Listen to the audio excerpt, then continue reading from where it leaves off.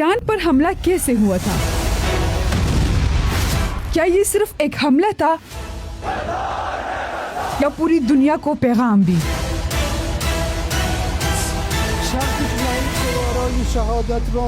ایران کی فوج جھوٹی دشمن کے پیچھے کیوں بھاگی؟ سبھی مراکز ایک ہی لمحے میں تباہ کیسے ہو گئے؟ میں ہوں غلام محمد اور یہ کہانی ہے دنیا کے سب سے پیچیدہ، سب سے خوفناک اور سب سے طاقتور فوجی کارروائی کی جو ایران پر ہوئی، جو چند گھنٹوں میں ایران کی پوری طاقت کو ریزہ ریزہ کر گئی۔ آج میں آپ کو ہر قدم، ہر لمحہ اور ہر ہتھیار سادہ الفاظ میں بتاؤں گی۔ سوچئے آپ ایران کی ایک ریڈار آپریٹر ہے۔ رات کے اندھیرے میں آپ اسکرین کو دیکھ رہے ہیں۔ اچانک سینکڑوں جہازوں کے نشان ظاہر ہوتے ہیں۔ آپ گھبرا جاتے ہیں، الرٹ ہو جاتے ہیں اور یہاں پر میزائل سسٹم چالو ہوتی ہے۔ فوجی دوڑتے ہیں، کمانڈر چیختے ہیں، لیکن وہ تمام جہاز جھوٹے تھے۔ یہ ہے MALD ڈیکیو ڈرونز، یعنی چھوٹے چھوٹے ڈرونز جو ریڈار پر پوری جنگی اسکواڈ جیسے دیکھتے ہیں۔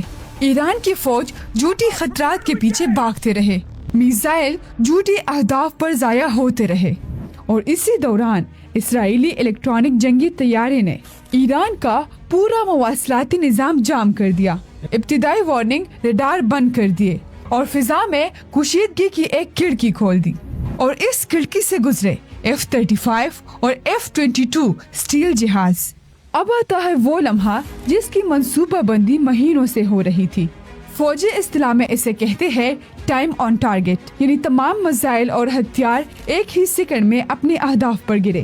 کوئی وقت نہیں کہ الرٹ جائے، کوئی موقع نہیں کہ بھاگے، اور ان سب ہتھیاروں کے نشانے پر تھا آیت اللہ خامنئی کا محل۔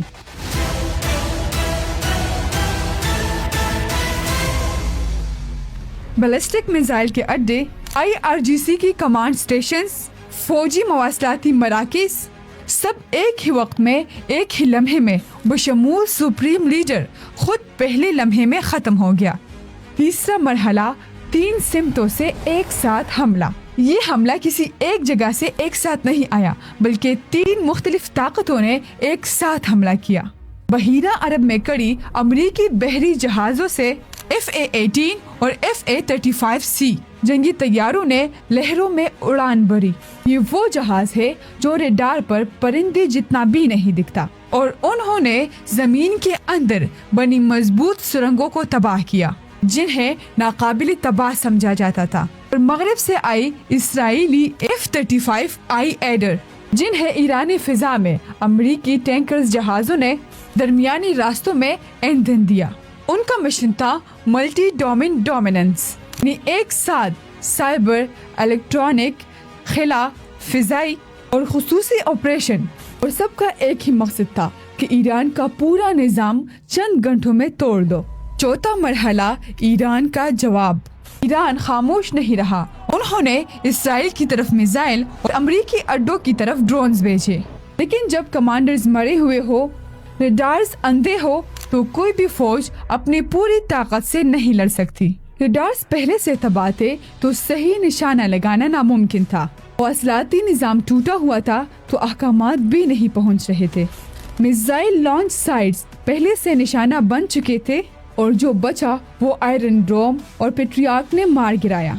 یعنی حملہ کرنے والوں نے پہلے سے ہی اس بات کا انتظام کر لیا تھا کہ جواب کمزور ہو، اور یہی تھی اس آپریشن کی سب سے بڑی ذہانت۔